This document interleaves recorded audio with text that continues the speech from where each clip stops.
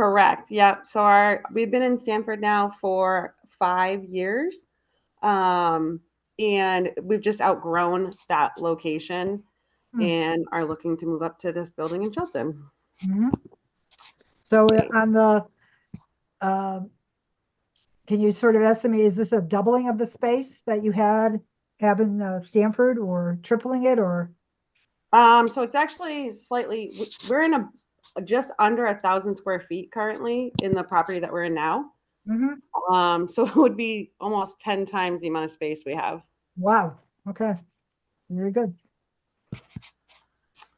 Um, so can everybody see the presentation I'm pulling up? Yes. Okay. Yes. So the first couple slides is just a little background on what we do. We partner with local farms in New England and New York um, to support them in raising animals that then they transport to processors also in New England and New York. Really focused on taking care of the wellness of the animals as well as the land that they're farming on. So much smaller farms than what animals are grown on for the product that you see at grocery stores, and very, very long relationships as well that we have with our farmers. Our farms, they raise animals outside on pastures that are herbicide and pesticide free here in New England and New York, and they don't use antibiotics or hormones. So our products, you can see in the top right here, that's an actual Walden chair. It comes in this reusable bag that we deliver directly to our members' homes. And we have all types of proteins, pork, beef, chicken, fish, lamb, as well as some dairy products and eggs. Um, and then this is just a rundown of kind of how our business works. So the animals are raised on the farms that we partner with. They transport them to the processors we have, like I said, across New England and New York. We then transport the finished product. It's all ready, frozen, and fully packaged when we pick it up from the processor and brought to our location, which is in Tewksbury, Mass. That's where we keep most of our inventory and fulfillment. From there, we transport the product into shares to our members' homes or also to wholesale and retail outlets. The Connecticut location is quite small. It's really just a flow through station for our member deliveries and a very small amount of wholesale business as well. So on a daily basis, we're just going to see a truck dispatch, one single truck dispatch up to our Tewksbury, Mass location to pick up their daily load. We'll have the delivery vans preloaded in the morning, and then they depart to head out to our members' homes for their deliveries. For the rest of the day at the warehouse, it's just a couple people that are doing prep work for the rest of the day for the upcoming deliveries the following day. And then the truck returns from Massachusetts and unloads the product for the next day's deliveries. And then the vans come back after their deliveries and unload. Currently, we have 9 employees. We do flex up to 13, around 13 people for this spike in the season that we have for November and December for the holidays. And then this is the site location. We're not making any exterior changes. So you can see where you have the same usage of parking that they're using now. It's California Closets that the business was, they've moved out by now, but very same usage of the property that they were doing in terms of parking. There's one dock door for the truck and then a drive-in dock door that I have pointed out there. So that's the access that our vehicles will have into the building. And then this is actually the areas that we service from this location. So it's parts of Connecticut, New York, and New Jersey. The wholesale that I spoke about, we currently partner with 9 Miles East, Damn Good Muffins, Farm True, and Dumpling Daughter. So those are locations that we would pick up product from to add into our members' shares, or they would be using our product in their items that they sell through their retail outlets. And then we do service some donations through this location. So places like food banks, relief organizations, shelters, and animal sanctuaries. We've this year donated 3,000 pounds within Connecticut, and our partners include Jericho, JPN, and Second Chance Foods.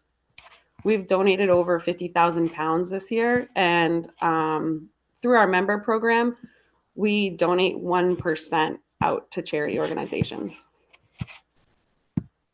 Red, is it possible for you to click on that little Ooh. window down at the bottom where it says hide? Stop sharing. Ooh, yes. Sorry. Good. Oh, thank you. All right. If you could go back to slide number 6. Yep.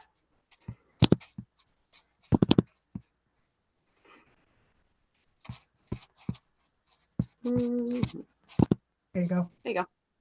Yeah. Okay. Drive-in door and loading dock. Are the loading docks inside the building? No, so that's an exterior access door for the truck to pull up to then unload into the building. Okay, so it's a typical back the truck up to the overhead door kind of Correct. opening, but there's no interior loading at all. Okay. One of the doors is a drive-in door, so it's ground level, so a van could actually pull into the building to be loaded. And then the other door is truck height, where the truck would just back into the building or back up, sorry, against the building, but not inside. Okay, so like the one that they would back up to, that's the delivery kind of vehicle, and the smaller one is the one that could go inside to be loaded inside. Correct. They may use the outside one as well. The vans could use the outside ones, which is actually what we do up here in Mass, where we use a ramp to get the shares from inside the building through the dock height door and down to the van. We don't have a drive-in door where we operate now, so this building actually suits that function of the business much better because we'll be able to pull the van inside. Okay. On the letter that's dated November 6th, in the second paragraph, this is operating hours will be Monday through Friday, occasional weekend work at peak times of years, and at the customer request. What kind of customer requests do you normally get? It's not usually from our members for the weekend work. It would be more for the charities or the wholesale customers if they need to pick up or do a delivery to us on the weekend. Okay. Loading operations definitely would begin at 2:30 in the morning. Correct. Is that when the large vehicles come in that have the product that's going to be redistributed? No, the truck that picks up from Massachusetts will leave around 3 in the morning. So that truck just gets started up and leaves. There's no loading of it in the morning. It's the vans that start getting loaded around 2:30. It's 1 to 2 people that are loading the vans one at a time, and that'll happen within the building. And that's 7 of them. It says further down, you have 7 vans. My concern is that if you're not loading inside, then in the early morning hours, sound travels like nobody's business. If this is made down the street are condos. I would, in one direction, another direction, there's other condos. I would hate to have people start hearing noise with loading of on pallets or however, that kind of thing. So is it possible to definitely confine the vans to be loaded inside? Would that hinder your operations? Yeah, absolutely. They should all be loaded within the building. That was our that's why we were so attracted to this building, is because we can then do it inside, but it's actually not pallets that we're loading.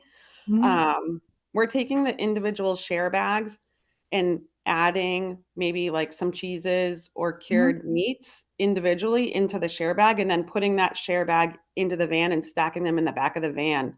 So it's not unloading and loading of pallets into the building. Yeah. I'm just trying to think of, are you doing this on little trolleys or whatever it is? So I know I've gone up to the post office regional center here on the other side of Route 8, and that's quite noisy because they have big metal containers that they're moving in and out, and I'm just concerned about noise traveling in the middle of the night. So that's about all I had. Other commissioners have any comments, questions, or concerns for the applicant? Yeah, Commissioner Kelly. Are you gonna have freezers inside to,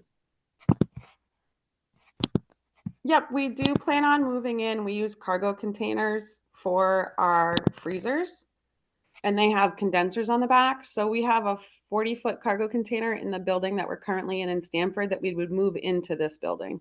okay, and then actually everything is, you said everything is processed and brought in frozen, and it's just a distribution from here. Hmm. Am I correct? Yes. So are you are you planning on using the whole building or? So we hope to have maybe one or two additional containers eventually, but when we first move, we don't plan on expanding our volume immediately. So we should be able to operate out of that single 40-foot container. Okay, all right. That's all I Um, have, Commissioner. Okay, there What was is this? uh, a layout submitted that's online that talks about, shows the footprint for 4 20-foot container, uh, 2 of them are container freeze, 3 of them are, yeah, they're all container, 3 are container freezer, 1 is container refrigerator. But that's in the future, Yeah, that would be like the maximum we would fit in that building. right? Okay, What is Okay, the source of energy for those compressors running to Just Ele- electric. electric? Mhm. So they're Mhm. quiet? Yeah, they're actually quite quiet. Mhm. Okay, anybody else? So this is really a warehouse and distribution center, Right. similar to Amazon, Mhm. correct? Except that you're packing meat and cheese Yeah. and produce. Yeah. Well, not produce, but Yeah, they'll be the shares go there almost fully completely packed. There's that minimal addition of the refrigerated products. And then it goes directly to the member from that building. Mhm. so you said you have 7 delivery vans, but you cover a very wide territory. So how do you We manage to do that all in a day? we do. We drive as far as up to 2 hours to our first delivery stop. So we have some days that the entire team is up to 2 hours away doing deliveries. And on those days, they might only be doing 20 deliveries from each van versus when, they're in Stamford and they might have up to 80 stops per van. Your members probably get delivery once a month. Correct. Yep. Yeah, that's Yeah. why you can cover such a big territory. Yeah, that's what I was gonna say. You're not going back to the same place day after day. Oh, Yeah. no. Yeah. So, okay, It's kind And of so like, this is not zoned for that type of operation, right? So this application is for a zone change. special exception. Exception. So it falls under one of the new lines that we added. I don't have it right in front of me, but it was one of the distribution facility lines that were added in. See if I have it here. What time do these vans take off in the morning for between deliveries? 5 and 6.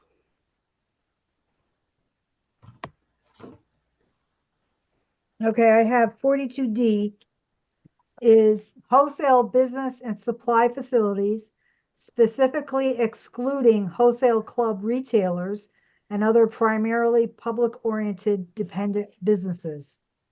And I'm assuming this is the IA-1 zone because that's where an LIP or it's OPD and RBD and RFD. Those are all ones that are allowed by special exception. This is OPD, isn't it? Office Park District. LIP, isn't it? I don't think it's No, LIP. LIP. Let me see. What's that? That's what the application said, LIP zone. Right, it should be an LIP. Yeah, I wrote when I called to check on that address, it was LIP. Right. That's correct. Okay, any other questions for the applicant? Okay, hearing none. How does the commission wish to proceed on this particular application? I guess I just have one other question. This is a very large facility. You said like 10 times what you currently have. So you're going to start off with these 7 vans. What do you envision the future with all this space? What amount of deliveries would you be making? What's your ultimate goal? So the areas we actually would be able to pick up, like new zip codes, are nowhere near as dense as New York or something like that. Would be Western Connecticut. So the growth in membership we would expect would be maybe 10% more. So the fleet and the team probably wouldn't get any bigger than maybe 12 vans for the year-round part of the team, and then up to 15 seasonally. That means our crew would be, let's see, about 15 people max. So 12 year round, but during peak seasons, 15. Mhm. With And all 15 these vans are parked inside, which is what the space is attractive to you for. We could park the vans inside, but there's actually also gated, locked parking already on the property, which is where the previous tenant was keeping their vehicles. So we have both options. I think we only would park them inside overnight if there's bad weather, because the way we load them, because we're loading them one at a time, we would probably keep them parked outside if it was not snowing. And then bring them inside to load them. Correct. Yep. Do you have some security system planned? Yeah, we would probably replicate what we have now, which is security cameras, and then we have an access pass for the doors so that only the employees can get into the building. Okay. Okay, I do, seeing that this is public hearing, we do have to open it up to the public before we move forward with the commissioners, unless anybody else has a question for the applicant. So if there's any members of the public that would like to, starting with elected officials, City of Shelton, if you'd like to comment on this particular application, please use Zoom's raise your hand feature or dial *9 on your phone to be identified. Mr. Rossetti, has anybody indicated they'd like to address the commission?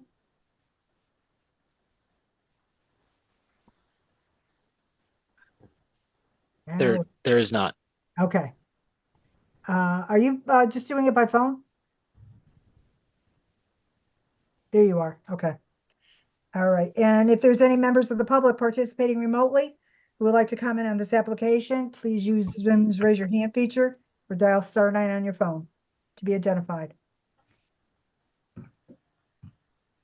Anyone there, Alex? No. No. Okay.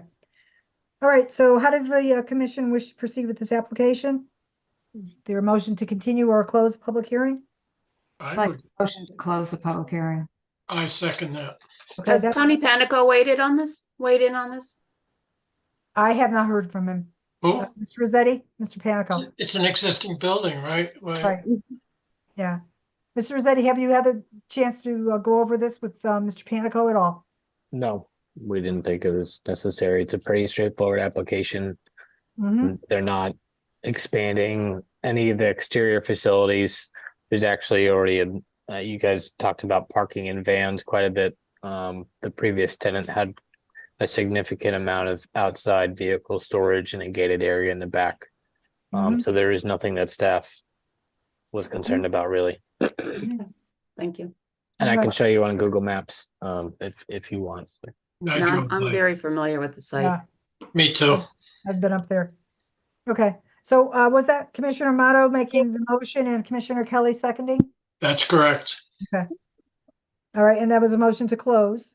So on the motion to close made by Commissioner Kelly, seconded by Commissioner Motto made the motion, seconded by Commissioner Kelly. I'll do a roll call. Commissioner Laskos? Aye. Commissioner Parkins? Aye. Commissioner Kelly? Aye. Commissioner Tiki? Aye. Commissioner Motto? Aye. And the chair votes aye. Motion is passed 6-0.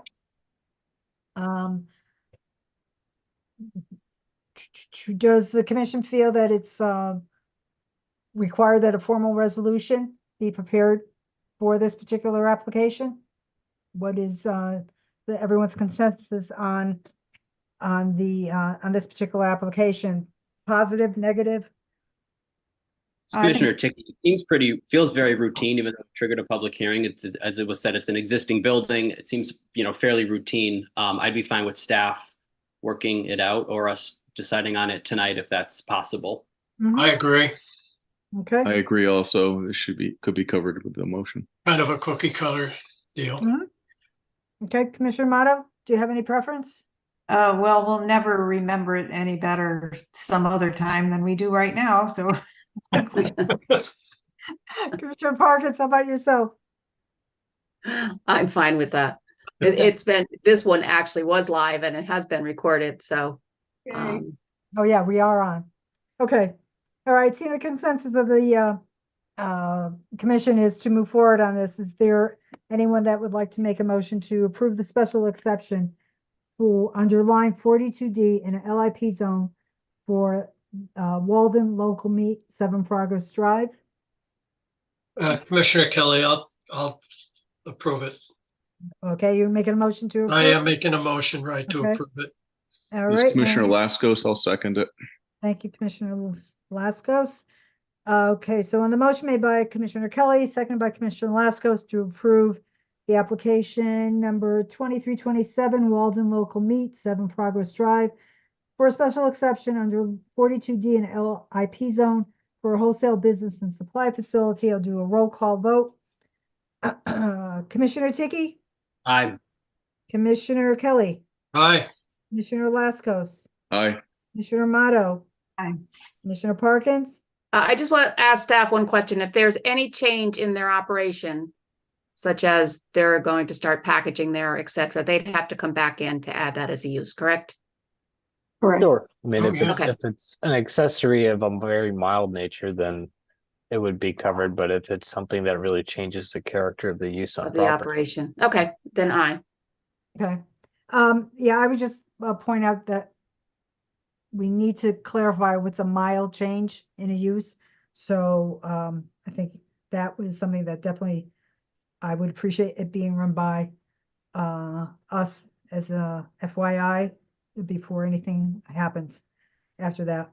And so the chair will vote aye as well. So motion to approve has passed by a vote of 6-0. And applicant can be in touch with the staff for the next steps. By the way, if there's any signage that you plan to do out by the street, that comes before the commission. And I would advise that you do not enter into any contract or have anything manufactured before you get that approval. Okay? Absolutely. We were on the last meeting. We saw someone apply for signage, so we've learned that lesson. Yeah. I hate to have you learn it the hard way. Yeah, no, we learned through somebody else. That's right. Okay. Good luck. Thank you very much. Yep. Good luck. Good luck. Welcome to Thank you. Thank Shelton. you. We're so By the excited. way, when do you think you'll have your operation up and running? Oh, we're hoping mid-February, but Wow. it really is determined by how we can move that container. Okay. Very good. Well, we have what's the businesses that do the heavy lifting? Crane. Oh, the cranes. Yeah. Triggers and all A-pick that. crane. Yeah. We have those in Shelton. Thank you, everybody. Okay, good night. Good night. Good night. All right, next agenda item is proposal of the Shelton Planning and Zoning Commission to include native plant descriptions, invasive species descriptions, site planning requirements, and minor text edits to landscaping and site plan standards to encourage the restoration and or preservation of unkempt areas with native species in the Shelton Planning and Zoning regulations. On the city's website are 2 documents. The first are comments on this topic by our administrator and Teresa Gallagher, the city's natural resource manager.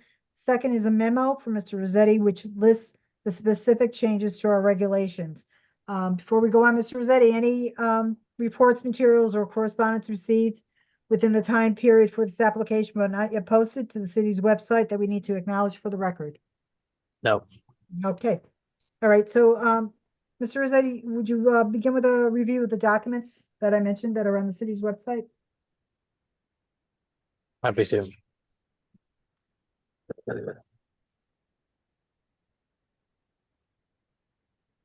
Okay. As you are all aware, Commissioner Mono kind of spearheaded the brain trust here to get us going on requirements for native plants and encouraging us to think more about our local ecology and how we can help support biodiversity in this area. And when we're approving these commercial projects, that's the one time that we really do have a say as to what gets planted and how. And so we'd like to take our best effort at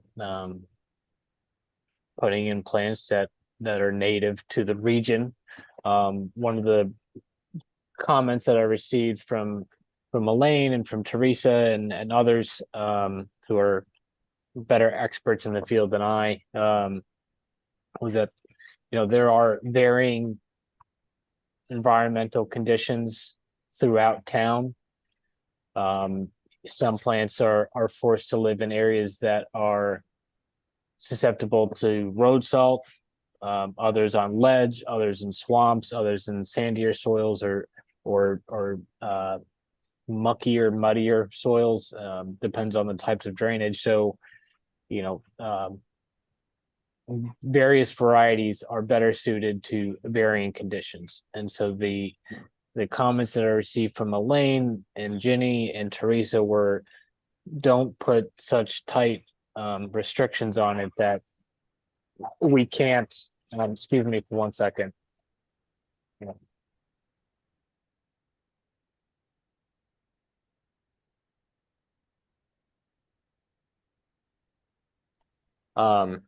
Was to put such tight restrictions on it that applicants can't move forward. So with that, we have prepared some regulation proposals and definitions for what native plants should be or could be and what invasive plants are. The goal here is to encourage native plants within the region, basically ranging kind of from Pennsylvania up to Maine. I guess there are purists who would say that native plants should just be from Connecticut. That was not the attitude that I received, the commentary that I received, that's the direction we wanted to go. Additionally, we want to exclude invasive plants and have those removed from site plans and applications that we are hearing. So those have been outlined in section 5. As we move down, this is going to tie into something else that you're going to hear more about from us moving forward, which is low impact design, the acronym LID, which focuses on how sites are planned to be developed, including reducing pervious color coverage, focusing on rain gardens and passive solar design and passive rain collection. So rather than trying to engineer systems for everything, just kind of let nature do its course. It's very much it seems like a simple basic concept, and it really is. But these are things that are kind of coming to the forefront of design and civil engineering practice, and I thought this would be an appropriate time to include this definition of what low impact design is. It's not incorporated into any specific language yet as to where it should and will be applied. We just wanted to introduce this definition to the commission now so that as we move forward, we can incorporate it into pertinent sections, likely in sections 31, the site plans. At some point, and I'm going to be working with the city engineer and wetlands officer to figure out how we should incorporate low impact design measures into site plans, into subdivision regulations, because there's a lot of work that has to be done there. However, for the purposes of tonight, we just are strictly talking about the native plants. So we went through the entire book, and we tweaked a few changes throughout it. Yep. Comment as we go along. Yeah, so right off the bat here, this 31.5.3, we and I think that was my suggestion, not to require evergreens, but the way it reads now, it's just saying 50% of the plants should be native species. Do you see what I'm saying? Correct. Yeah, so Or appropriate. it should be, you just take out the 50%. It should be appropriate native species, period. Got it? Okay, I will make that correction. Thank My you. notes, yep. Remove 50% measure. Yeah. Yep, got it. Thank Sorry, you. I didn't catch that. That's why you got a team. That's right.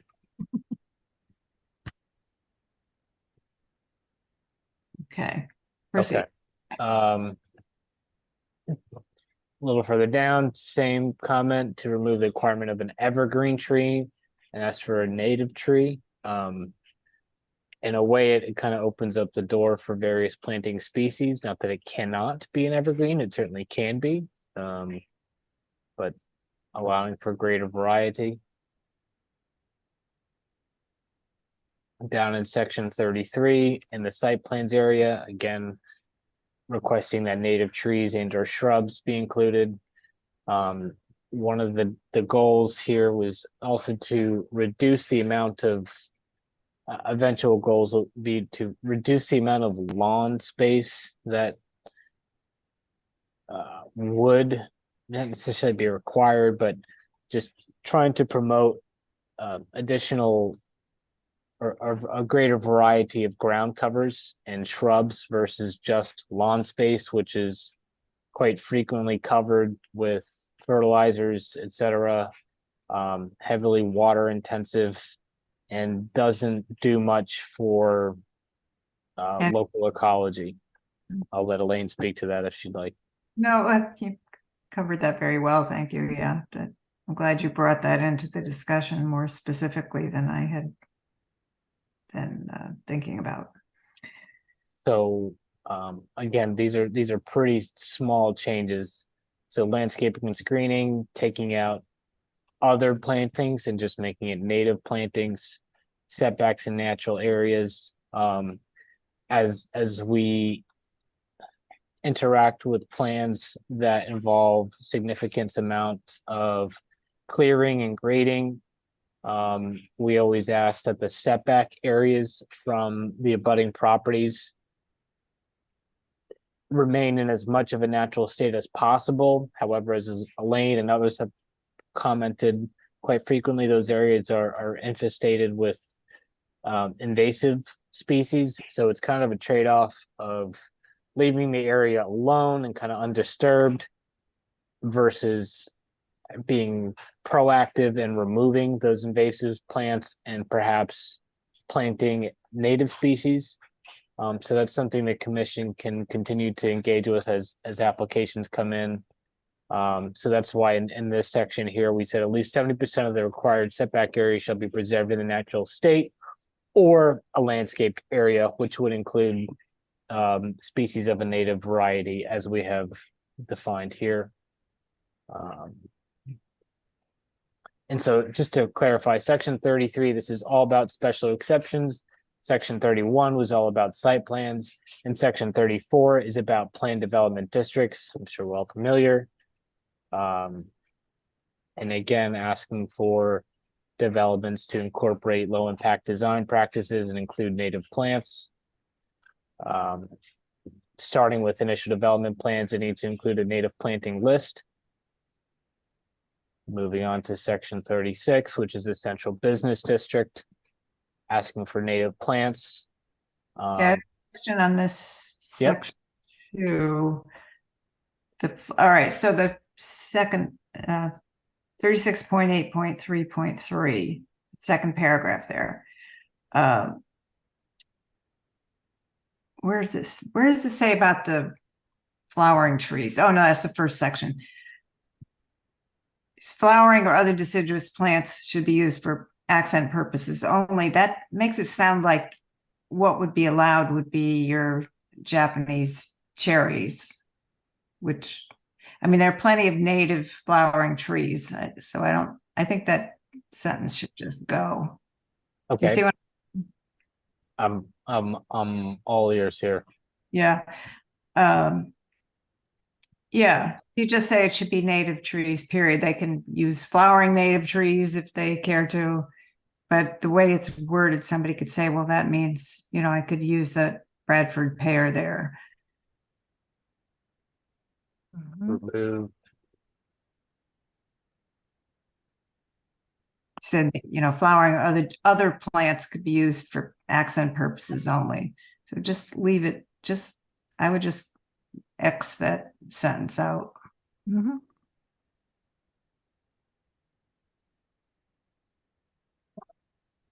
While you're there, take out the before the red blocks there.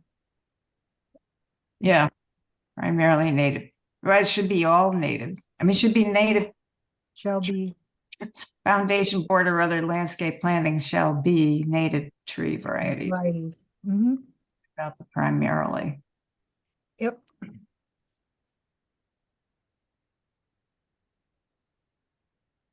Yeah. Okay, Alex. That's all I had there. Yep. Okay. I'm just typing some notes up. I assume this is just going to apply to new developments, correct? That's correct. Yep. Mm-hmm.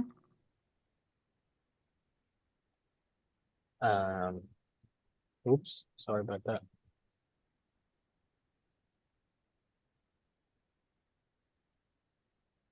Central Business District, we just talked about this section. Street P shall be of nursery grown native trees as approved by the tree warden. Off-street parking and loading. Similar small substitutions and additions.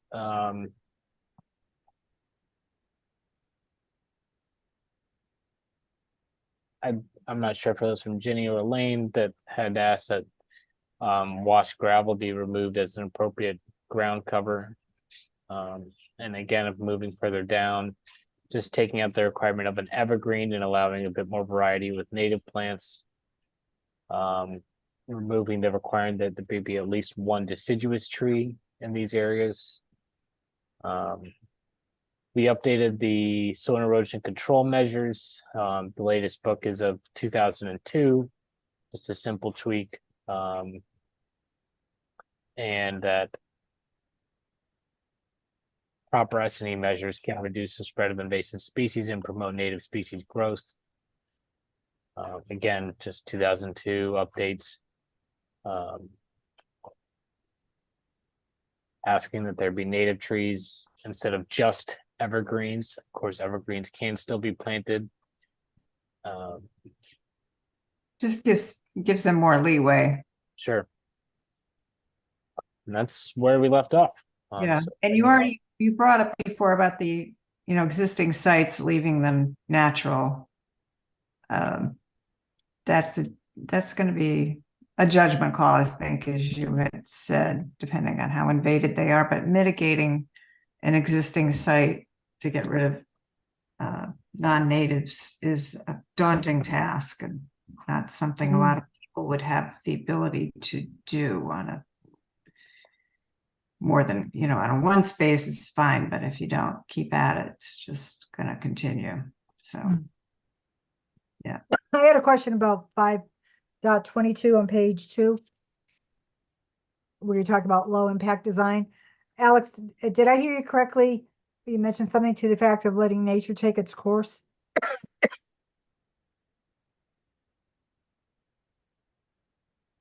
okay. What happened to Alex? Yep, I'm right here. I'm just You are. pulling it back up. Okay, your question was When you were talking about 5.22, did you say something to the effect of let nature take its course? perhaps. I mean, the goal of low impact design is rather than not over engineer, but rather than engineer for every different type of scenario, simplify engineering principles and let nature take its course. That sounds like something I probably would have said. Yeah, I could see what you're trying to achieve, but I'm not sure if that's enforceable, or the a definition of that would be different from one person to another. there's a better way of locking that in. So I think that whole section needs to be scrutinized a little bit. Probably not something you can write for every situation, like No, where you can't. practices work and how would they work. Just the same with any kind of drainage plan, it has to be site specific. No. So I would assume that applying these principles would again be site specific and part of the overall plan. Mhm. And they'd still have to, manage the water the same, according to the same standards.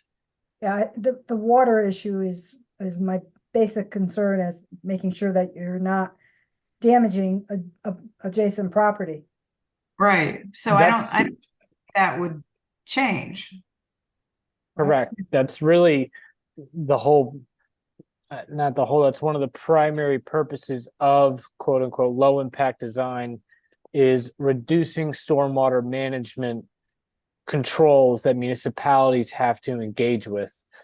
So I know the city engineer and myself have both been to conferences about different stormwater treatment options that cities can utilize, but we both kind of speak the same language, and rather than trying to deal with the water further down the pipeline, both figuratively and literally, it's much simpler to design it from the get-go. When the rain hits the ground, when the snow starts to melt on site, the best solution is to engage with it right there.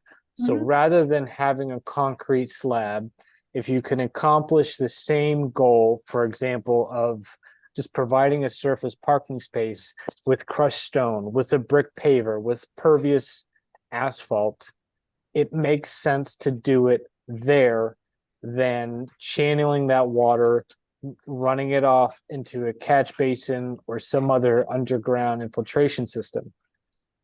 It's just more to manage, more to maintain, more cost.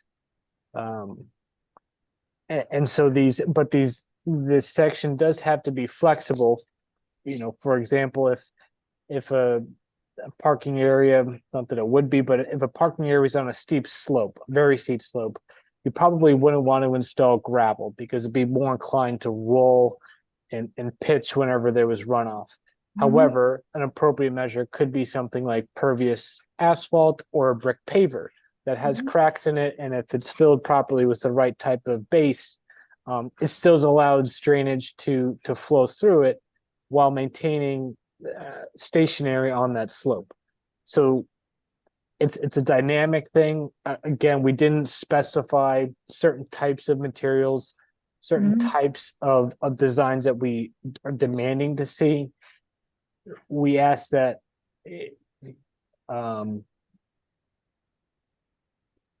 I think I could say something helpful here. Just Yeah. say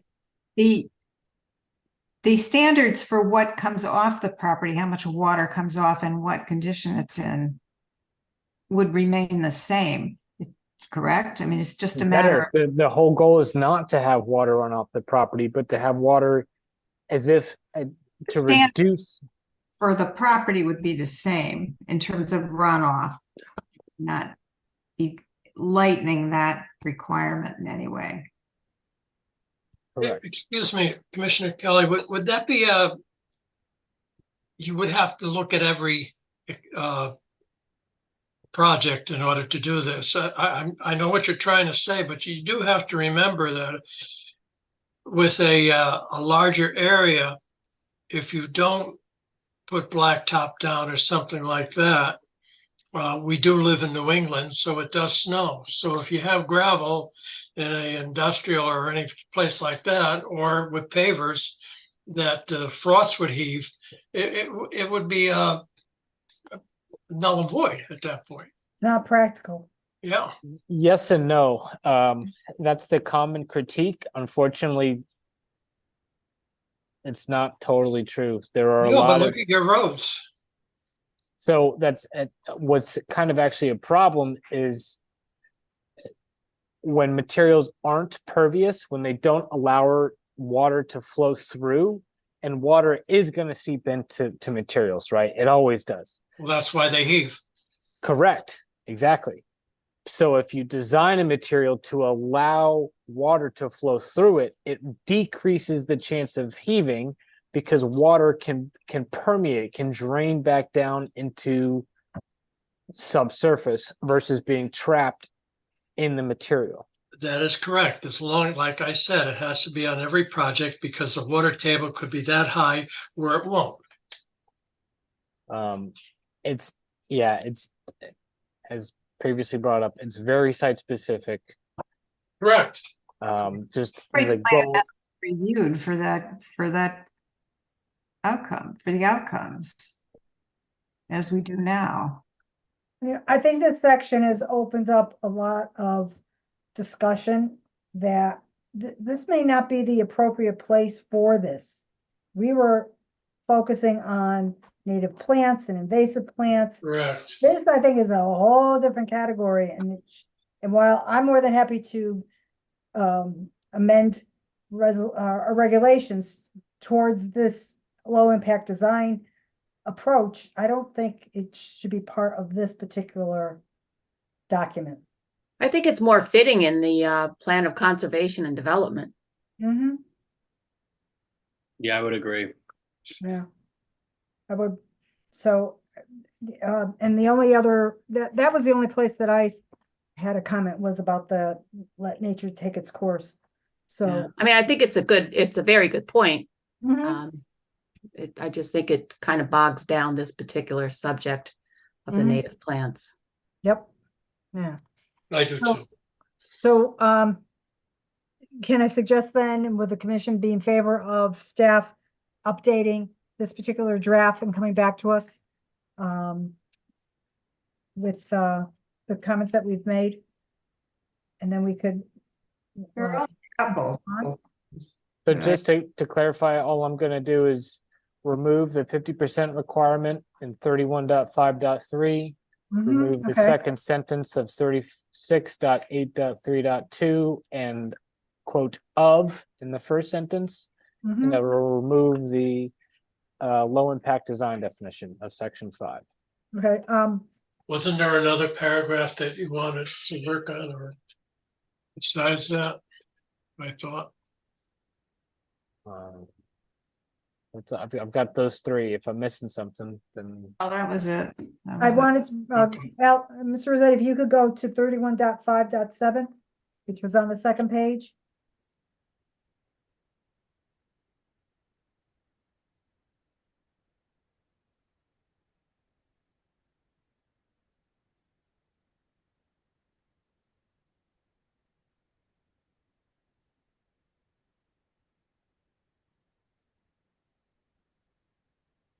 Okay, right there in the middle, parking areas shall contain evenly distributed landscaped areas protected by solid curbing every 6 space. Where did you come up with the 6? How did- I is didn't. that- That's existing. I didn't come up with this. Oh, okay. All right, the next sentence, I think the sentence sort of doesn't make sense. Fences, walls, earth berms, and or closely planted. Something is gotta Oh, be taken out. Shouldn't be there. Just the word B. B should not be there, BE. Or closely Correct. planted native trees. Okay, take out the BE. Yeah. Okay, got it. That's all I had. So if the commission is satisfied with moving ahead on this, is it the understanding of the commission that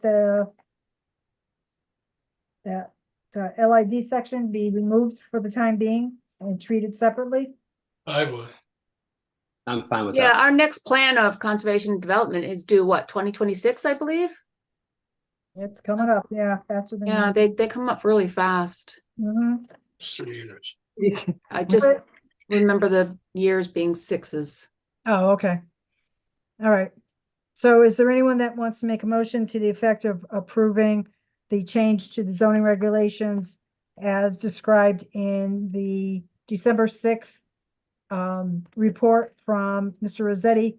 So, But Madam the- Chair, this yeah. is a public item. I'm not sure if you want. Oh, I'm sorry. You know what? I forgot. I didn't jump to the public portion. Okay. Thank you. I skipped right over my notes.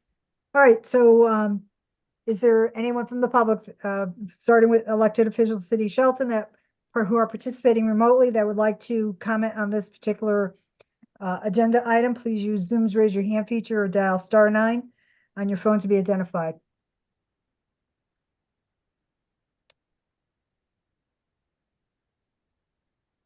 Anybody there, Mr. Rossetti? If There there's is not. any one who is not a public official who would like to comment on this item, please use Zoom's raise your hand feature or dial *9 on your phone to be identified. Okay. No one there again? Nobody yet. Okay. All right.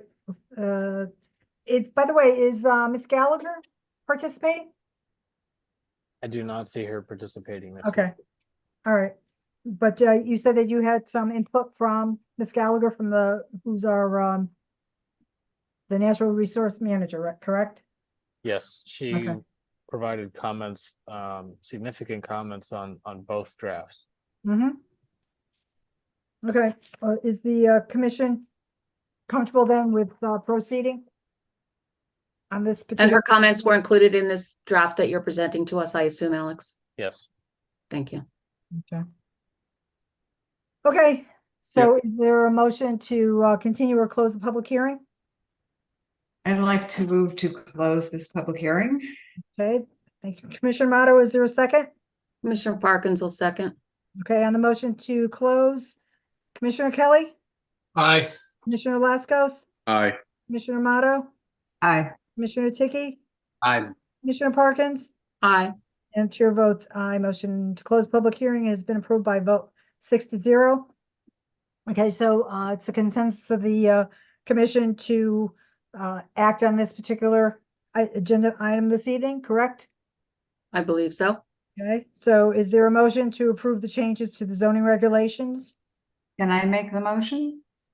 Sure, remember the commission. So there's a there's a motion to approve from Commissioner Motto. Is there a second? I'll second it, Commissioner Kelly. Okay, so on the motion to approve the changes to the zoning regulations from Commissioner Motto, seconded by Commissioner Kelly, as we noted on the slight changes to be made in the copy and the elimination of 5.22 section. I'll do a roll call. Commissioner Tiki, Aye. Commissioner Lascos, Aye. Commissioner Parkins, Aye. Commissioner Kelly, Aye. Commissioner Motto, Aye. and chair votes aye. Motion has passed by vote of 6-0. Nice job. I would like to thank everyone and really appreciate your interest and support in this endeavor. Mhm. Alex, great job with everything you've prepared. Very good. Okay, next item on the agenda is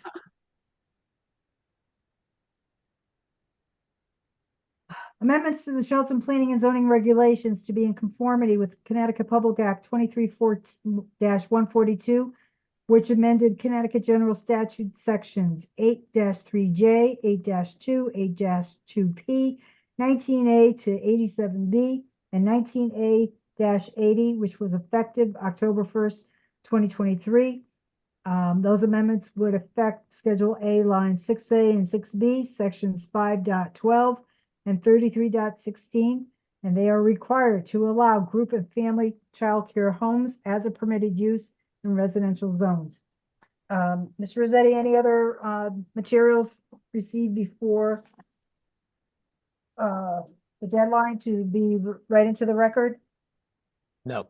Okay, so on the city's website is the report that was prepared by Mr. Rossetti. Could you please review your report?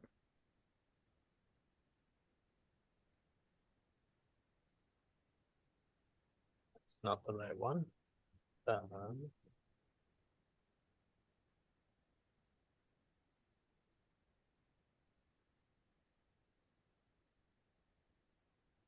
So in the past cycle, the state has they have made a variety of changes, of which many of them will affect zoning commissions and towns throughout the state, some more than others. Fortunately, our regulations do not have to change too much in comparison to what I imagine others will have to change. But there are some updates that we do need to make to be in alignment with state law. And so just kind of start from the top, which is to adjust our definition of family, quote unquote, from a maximum of 6 unrelated persons to 8 unrelated persons. And there's been an opinion by the Supreme Court, the US Supreme Court, about this type of definition, and that it can be treated actually as discriminatory against different housing arrangements, because we do not limit the size of related families. Therefore, why would we limit the size of unrelated families? So that can turn into a hour-long debate about housing and usage and all that kind of jazz, but that's the direction we've received from the state. So this would increase from 6 to 8.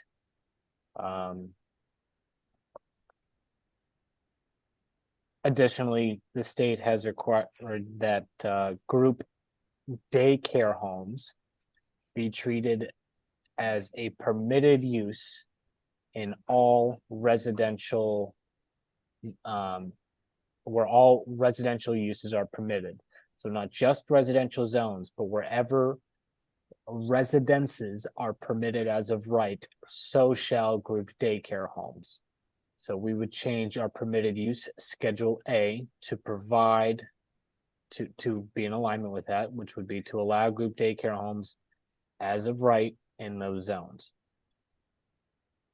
Schedule B, this is our lot standards that talks about R1 zone, R2 zone, commercial zones, setbacks, etc. The state has said the minimum floor area requirements for a dwelling unit shall not be greater than what is provided for by building code and fire code. Building and fire code do not require the same amount of square footage that we are requiring per dwelling unit. Whether we agree or not, that's the sidebar conversation.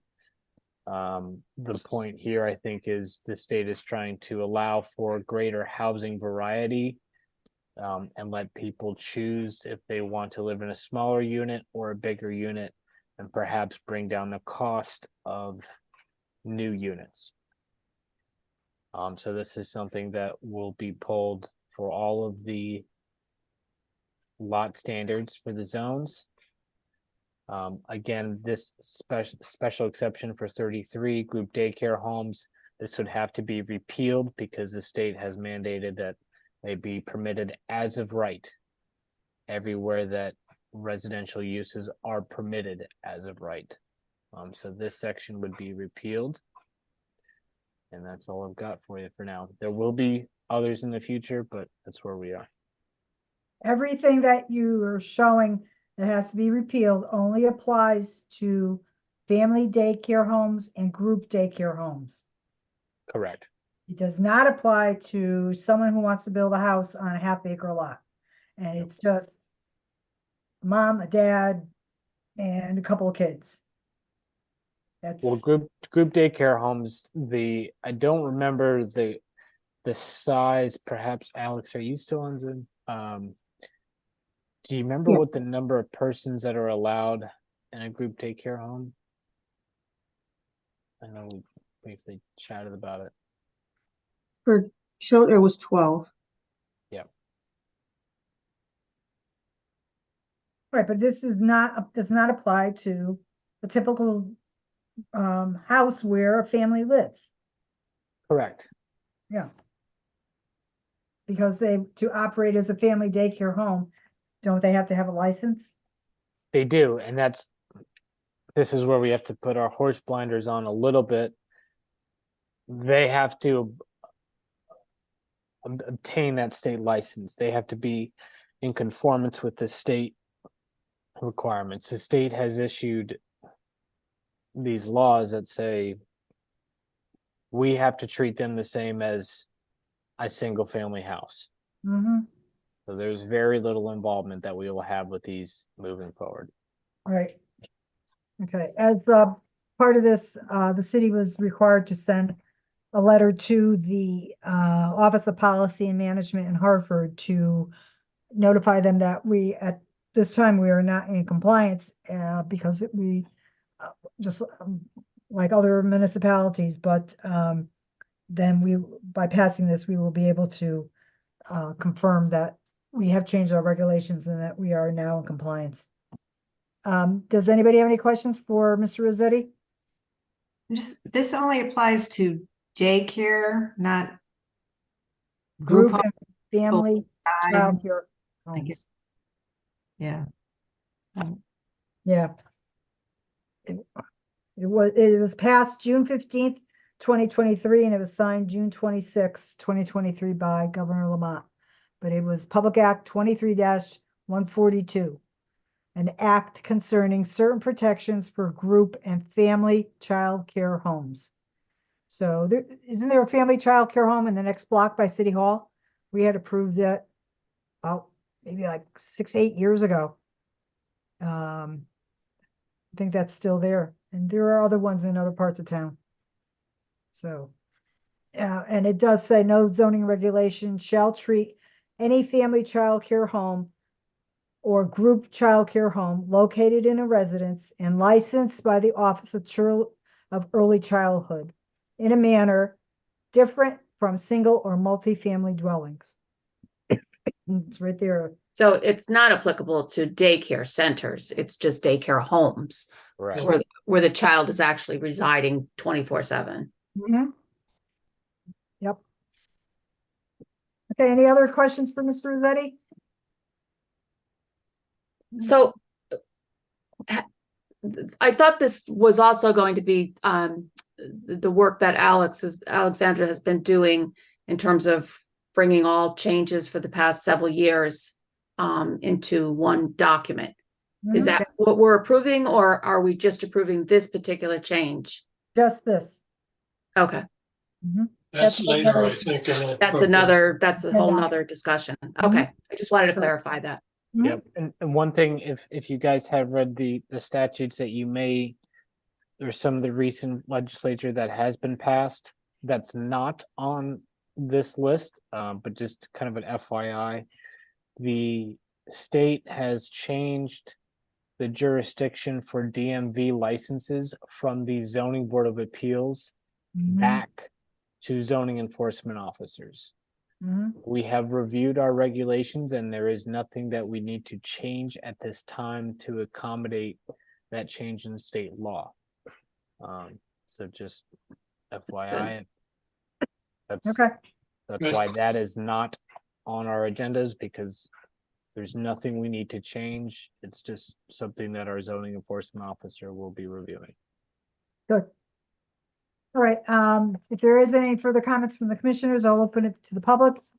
Mr. Rossetti, anybody indicating they would like to comment? If there are any city officials that would like to comment on this agenda item, please use Zoom's raise your hand feature or dial *9 on your phone. If there are any city residents that would like to comment on this agenda item, please use Zoom's raise your hand feature or dial *9 on your phone.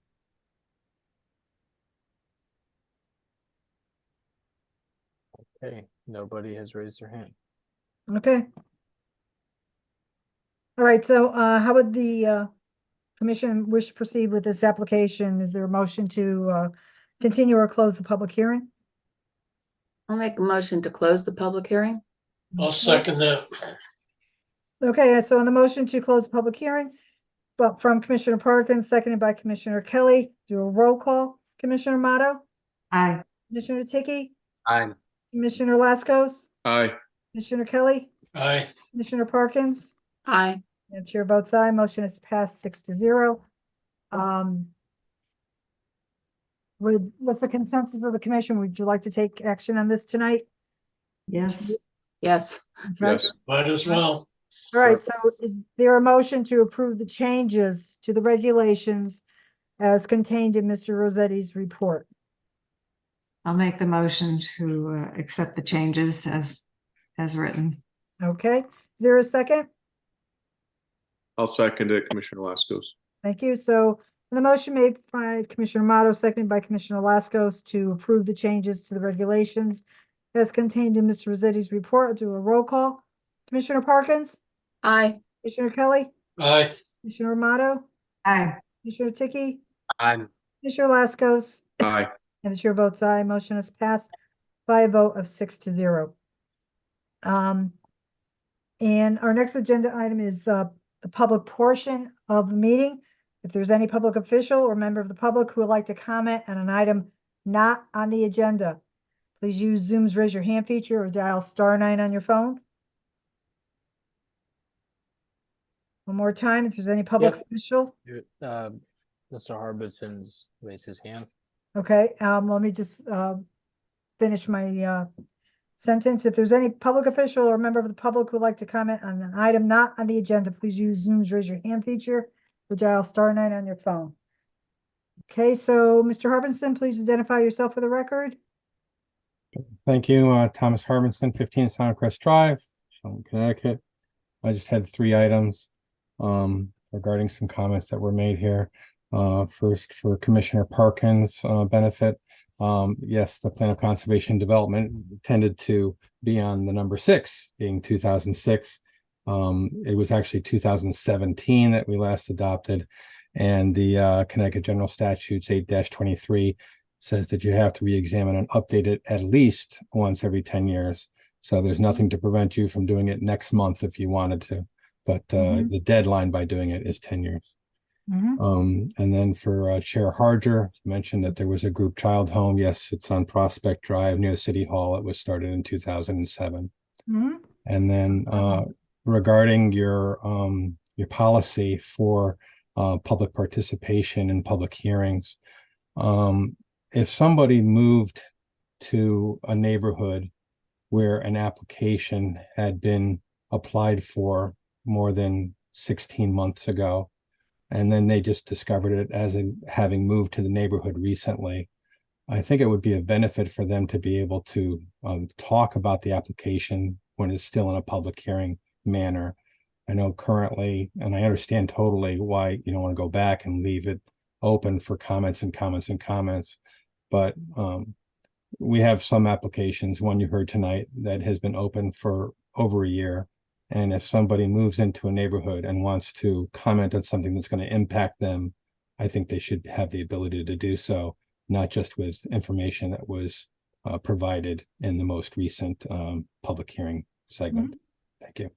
Yeah, I would just say that we do have that option of the comments can be submitted in writing, and we would definitely be able to acknowledge them for the record. So they do have that option as well. But I understand your point, Mr. Harbinson. Thank you. Thank you. Okay. Anyone else, Mr. Rossetti, that's indicated they'd like to address the commission? No. Okay. Last item on the agenda is discussion of the commission action to approve the recodified version of the planning and zoning regulations to include all the amendments previously approved into one complete document. Mr. Rossetti, would you or Ms. Castro please comment on the work you've been doing on this item? I'll let Alexandria carry it. Excuse me. So we have taken all of the regulations that have been previously approved throughout the years and compiled it into one complete document. I'm pretty confident that I got everything minus what was just approved today, and that'll be added in. But this helps all of us and the public not have to look for a bunch of different pages all over the place. So on the regulations that were uploaded online, I put into red text what was changed, what was added in. So there were changes to the Section 5 definitions, the bulk standards in Section 23, the permitted uses in Section 24, the planned development district, Section 34, Section 35, which was the designed residential developments, Section 42 for off-street parking, section 44 for signs, section 45, which were the additional standards, and I've added in the reference page that includes the original PDD regulations. Mhm. I found it a little confusing, Alexandra, regarding, things that were changed that you didn't provide a red line for. It was just the new.